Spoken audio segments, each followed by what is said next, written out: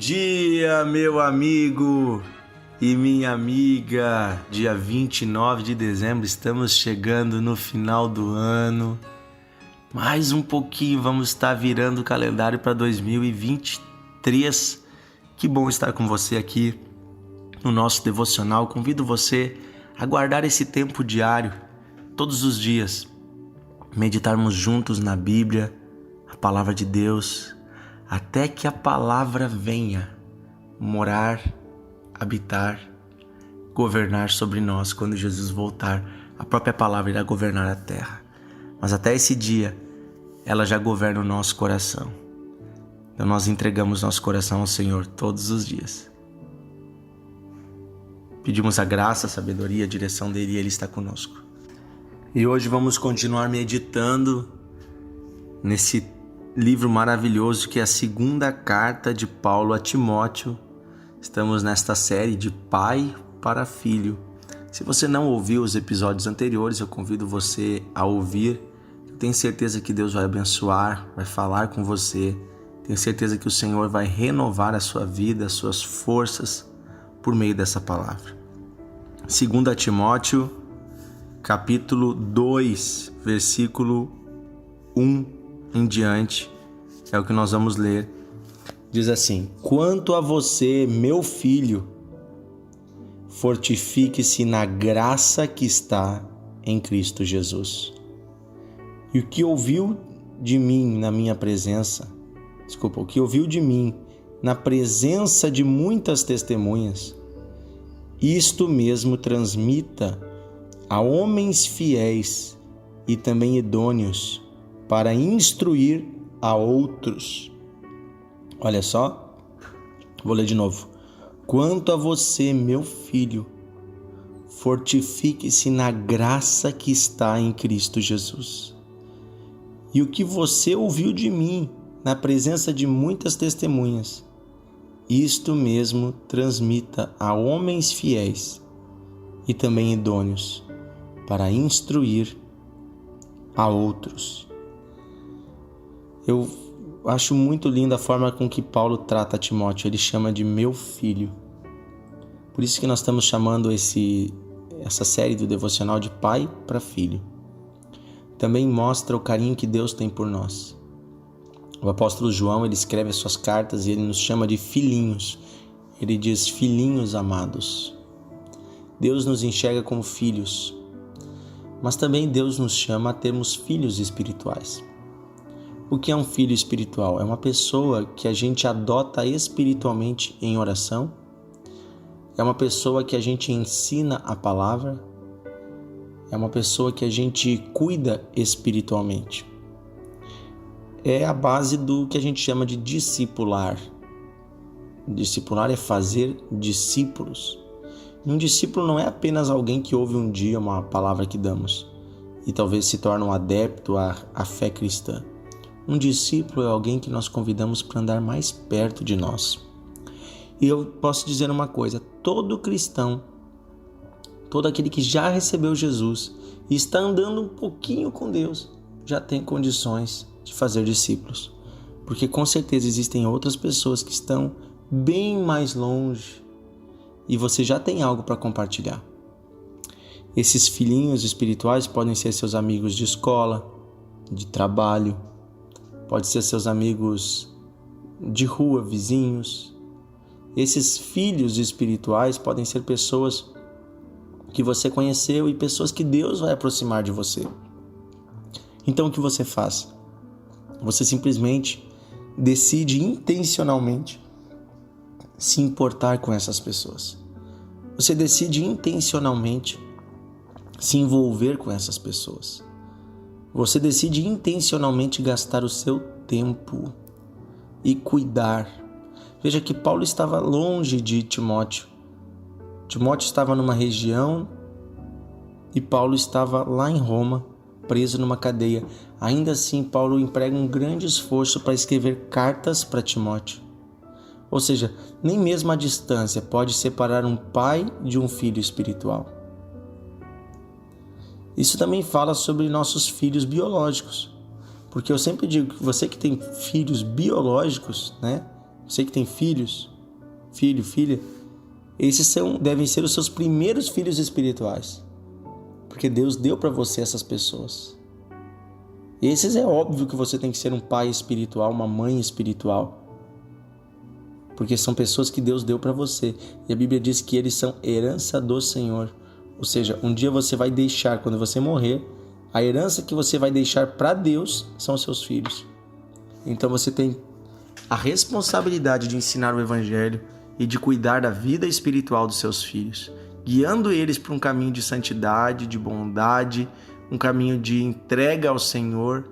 Por isso você tem que dar testemunho, você tem que ser testemunha de Deus e viver uma vida conforme o Evangelho. Porque a maior pregação para os nossos filhos é a nossa vida, a nossa conduta. Por isso nós devemos cuidar do que nós fazemos, por onde nós andamos, o que nós falamos. Principalmente pai e mãe, cuidado com as discussões que vocês têm diante dos filhos. Cuidado para não destruir a imagem que Deus está construindo em você como exemplo. Cuidado com as palavras que você diz. Cuidado com o que você fala. Cuidado como você fala. Porque você tem uma responsabilidade diante de Deus pelo coração dessa criança, desse jovem. E quando falamos de filhos espirituais, são pessoas que muitas vezes são até da nossa idade ou até mais velhos que nós. Mas não importa a idade. São pessoas que Deus colocou em nosso coração de cuidar da alma dessas pessoas. E é óbvio que todo tipo de paternidade e maternidade inclui decepção. É normal, gente. Nossos filhos nos decepcionam. É por isso que eles são filhos. Eles estão aprendendo. Senão eles seriam eles os pais. Criança decepciona, criança erra, jovem erra. Mas o pai e a mãe estão ali para não desistir. E esta carta de Paulo para Timóteo, várias vezes Paulo vai dar palavras aqui que dá a entender que Timóteo estava de alguma forma esfriando na fé, ou meio relapso, ou talvez com medo, e que Timóteo não estava no ponto que Paulo queria que ele estivesse. Por isso que ele fala, nós lemos lá no início, né?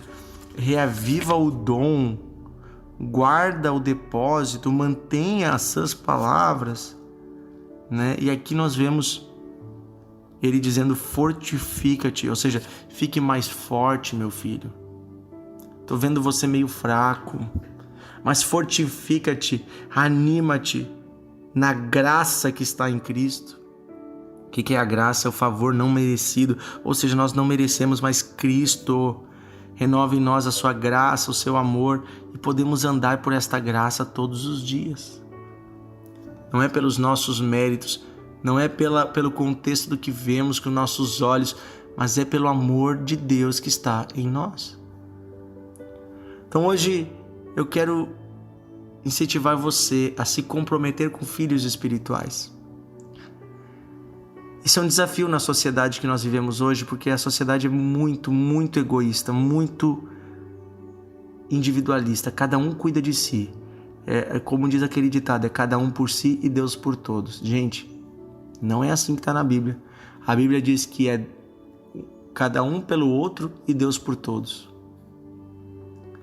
Jesus diz assim, a cada um não cuide daquilo que é propriamente seu, mas do que é do outro. Se cada um cuidar do outro, o mundo vai ser melhor. E o cuidar aqui não é ficar se metendo na vida dos outros, é se importar, é ajudar. Então você viu que alguém fez uma coisa errada.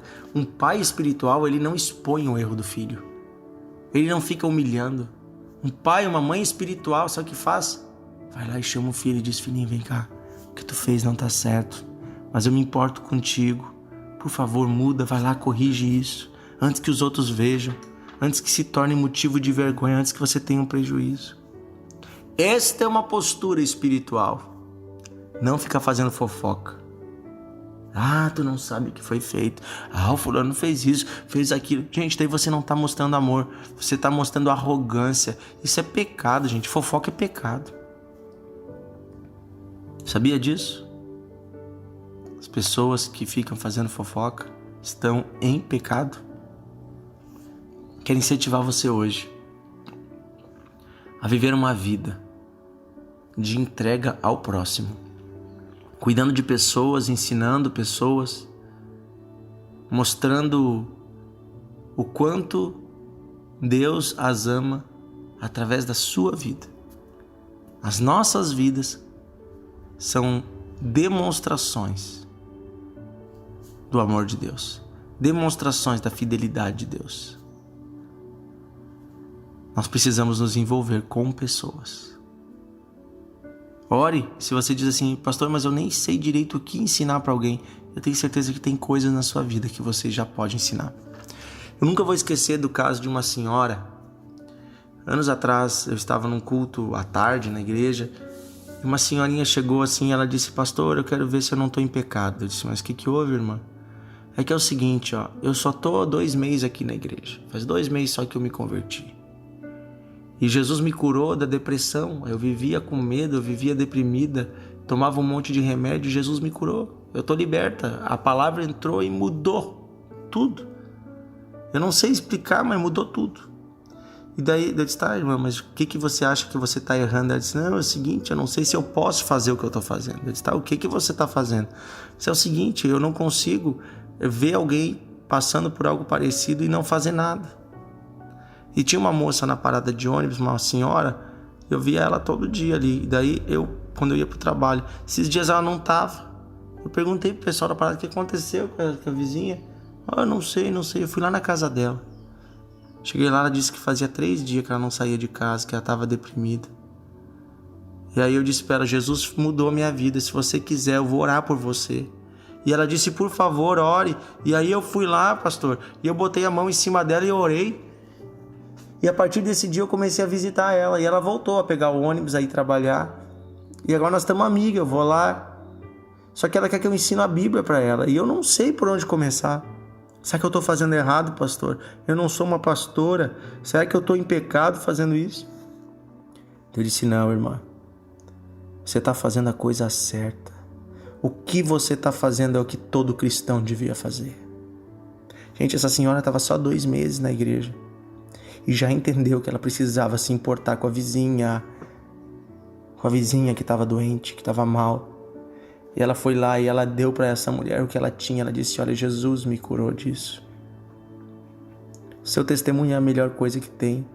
Você pode dizer assim, pastor, mas eu não sou perfeito, eu tenho tanta coisa para mudar. Nossa, eu ainda tenho tanto para ser melhorado. Amém, que bom que você quer melhorar. Que bom que ainda tem coisas para Jesus fazer. Mas eu quero te dizer uma coisa, já tem muito que Deus já fez na sua vida. Tem muito que já aconteceu. Tem muita coisa que você já teve vitória. Você tem muitos testemunhos para contar. Não guarde aquilo que Deus já fez. Não guarde só para você. Compartilhe. Ore pelas pessoas. Ensine. Eu disse para ela, irmã, traz essa pessoa para a igreja. Mas faz assim, ela quer que você ensine a Bíblia para ela. Vai na casa dela e vocês vão lendo a Bíblia. E vão orando e Deus vai mostrando para vocês juntas. Comece ali no livro de João. Vão lendo juntas. Você lê antes em casa, estuda, e depois você vai lá e lê com ela. E daí tem sido uma bênção. Queridos, eu quero dizer assim, todos nós devemos nos envolver com pessoas. Querido Deus e Pai, oramos hoje pedindo que o Senhor molde o nosso coração. Nos tirando de uma fé individualista, de uma fé orgulhosa, de uma fé presunçosa, nos levando para uma verdadeira fé em Jesus Cristo, onde nos tornamos pais e filhos espirituais, onde nos sujeitamos a pessoas que estão cuidando de nós, também pedimos ajuda de pessoas que têm mais experiência na fé, mas também nos sujeitamos ao teu propósito de cuidar de outras pessoas, onde cada um percebe que tem algo para dar e decidimos estender a mão para alguém. Amar alguém, quem sabe uma pessoa, quem sabe 2, quem sabe um casal, uma família, quem sabe 5, quem sabe 10, eu não sei, Senhor. Para cada um aqui o Senhor tem uma medida. Que cada um cumpra o teu chamado. Que cada um chegue aonde o Senhor quer. Que todos nós, Senhor, juntos possamos alcançar a humanidade, alcançar a nossa cidade, alcançar nosso bairro. Ajuda-nos, Senhor. Pedimos isso, Senhor, ajuda-nos. Dá-nos a Tua graça e a Tua presença, Pai. Em nome de Jesus. Amém Amém. Aleluia, compartilhe o devocional. Gente, é tão bom estar na presença de Deus. Envie para os seus amigos, convide eles a entrar. Você pode nos seguir no Amazon Music, no Deezer, no Spotify. Todas essas plataformas, esses aplicativos, tem lá dentro um canal chamado Devocional de Fé. Sabia disso? E você que está nos ouvindo nessas plataformas, você sabia que existem grupos do WhatsApp do Devocional? O pessoal entra, basta entrar no grupo, é de graça, é um grupo fechado, não tem comentários, bom dia, boa tarde, boa noite, é apenas o devocional e coisas espirituais que nós compartilhamos no grupo. É muito legal, tenho certeza que você vai gostar. Um grande abraço, Deus abençoe você e até amanhã.